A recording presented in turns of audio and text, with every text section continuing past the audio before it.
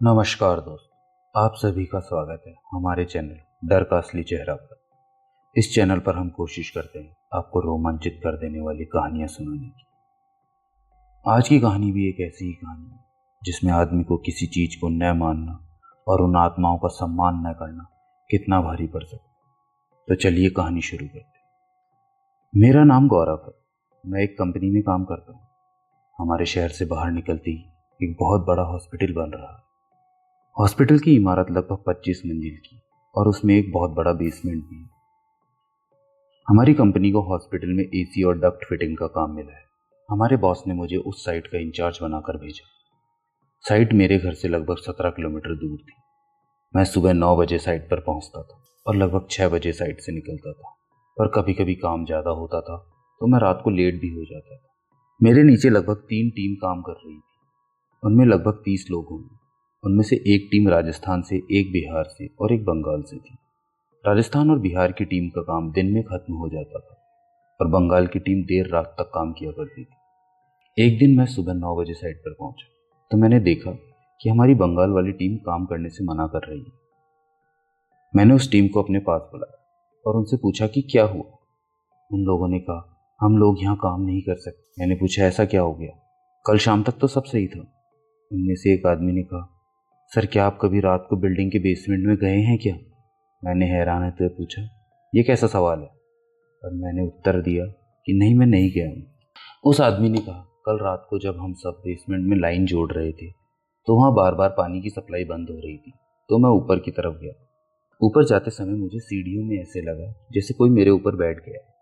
मुझसे सीढ़ियाँ चढ़ी ही नहीं जा रही थी। मैं जोर से चीखा। इतने में ही हम सब चीखने लगे। सभी को ऐसे लगा जैसे हमारे कंधों पर कोई बैठ गया हो। हम जैसे कैसे करके वहां से बाहर निकले और उसके बाद से कोई अंदर नहीं गया। हमने गार्ड से इस बारे में बात की। तब गार्ड ने बताया कि लोगों को पहले भी बेसमेंट में भूता एक्सपीरियंस हुए हैं। एक बार तो हमने एक तांत्रिक को भी बुलवाया था।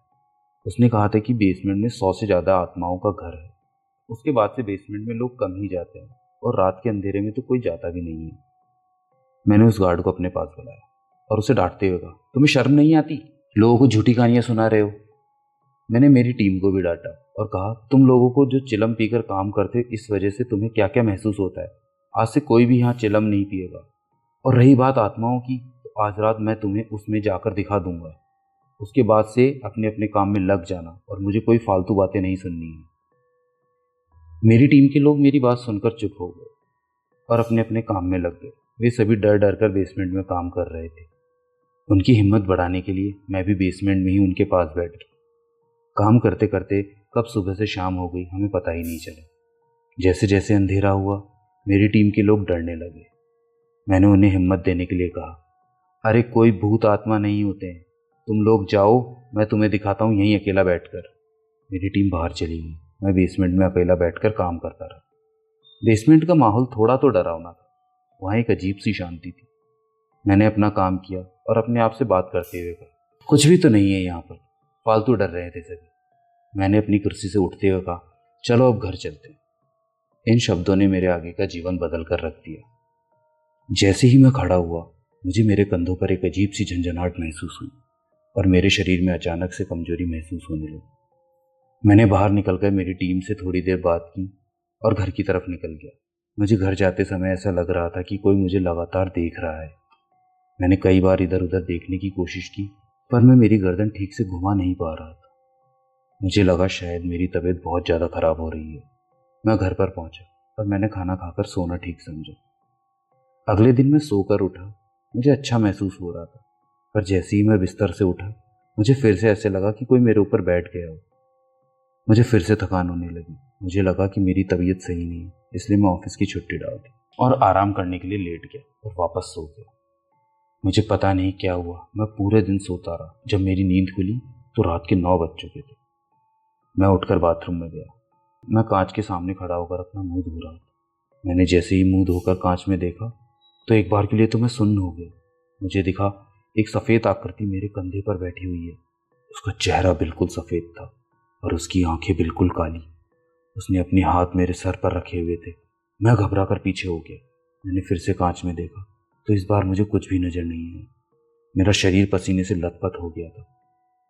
उस घटना के बाद मुझे उस दिन और कुछ नहीं दिखा, पर मेरे शरीर में अब हर समय थकान रहने लगी।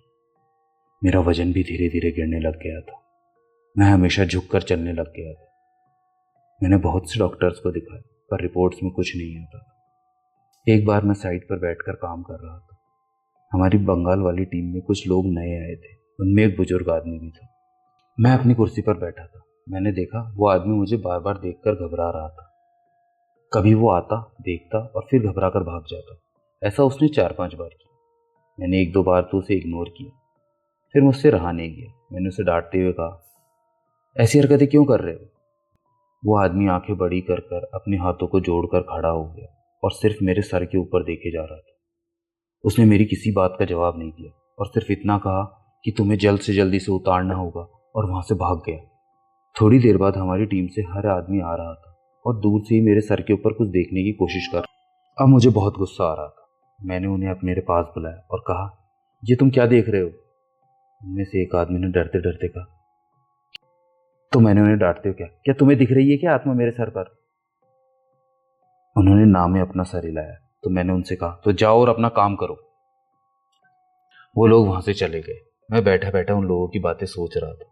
एकदम से मुझे उस रात की घटना याद आई, जब मैंने कांच में किसी को मेरे कंधे पर बैठे देखा था। अब मैं घबराता हुआ सोचने लगा कि जो मैंने देखा था क्या वो सच था। मैंने बुजुर्ग आदमी को मेरे पास बुलाया। वो डरता डरता मेरे पास है। उसने आते ही मेरे ऊपर थोड़ी सी राख फेंकी। उसके राख फेंकने से मुझे गुस्सा आना चाहिए था, पर मुझे बहुत हल्का और अच्छा फील हो रहा था। उस बुजुर्ग ने मुझसे हड़बड़ाते हुए कहा, मैंने अभी तुम्हारे ऊपर हमारे गांव के एक बाबा की दी हुई राख फेंकी है। इस वजह से तुम्हारे ऊपर बैठी आत्मा थोड़ी देर के लिए हट गई है। मैंने उससे पूछा, तुमने मुझ पर बैठी हुई आत्मा को देखा है क्या? उन्होंने कहा, मैं आत्मा को देख सकता हूँ और उनसे बात भी कर सकता हूँ। उस बुजुर्ग ने मुझे समझाते हुए कहा, जो आत्मा तुम्हारे ऊपर बैठी है वो धीरे धीरे तुम्हारा खून पी रही है और तुम्हारी आत्मा को मार रही है। इस वजह से ही तुम्हारे शरीर की ये हालत हो रखी है। वो आत्मा तुम्हारी आत्मा को खत्म करके तुम्हारे शरीर पर कब्जा करना चाहती है। उस बाबा की बात सुनकर मैं बहुत ज्यादा घबरा गया। मैंने उससे कहा, तो बाबा आप मेरी मदद करो। उस आदमी ने कहा, आत्मा तुम पर बहुत दिन से हावी है। अगर हमें तुम्हारी जान बचानी है तो हमें जल्द से जल्द अगली अमावस की रात से पहले तुम पर से इसे हटाना होगा। तब मैंने कहा, जो भी करना है कीजिए, मुझे ठीक कर दीजिए। इतनी देर में बाबा बोले, वो वापस आ रही है, और दूर हो गए। मुझे फिर से एक जोरदार झटका लगा और वही भारीपन महसूस होने लगा और मेरे शरीर में वापस थकान और बढ़ने लगी। बाबा ने मुझे इशारे से कहा कि हम कल इसकी पूजा करेंगे। मैंने हाँ में अपना सर हिलाया। इस घटना के बाद मैं साइट पर नहीं रुका। मैं अपने घर चला गया। मैं अपने घर पर पहुंचकर बिस्तर पर लेट गया। मैं लेटे लेटे सोच रहा था कि मेरे साथ क्या हुआ। मैं कैसे इन चीज़ों से निकल पाऊंगा। ये सोचते सोचते मुझे नींद आ गई। अचानक रात को एक भयानक सपने की वजह से मेरी नींद खुली। उस सपने में मैंने देखा कि मैं एक जंजीर से बंधा हुआ हूँ। जो आत्मा मेरे ऊपर बैठी थी वो मेरी गर्दन से मांस निकाल कर खा रही है। मैंने अपने दोनों हाथ पेट में धंसा रखे हैं और उनमें से मांस निकाल कर उस आत्मा को खिला रहा हूँ। ये नज़ारा मेरे लिए बहुत भयानक था। मेरा शरीर पसीने से लथपथ था। मैं सुबह होने का इंतजार करने लगा।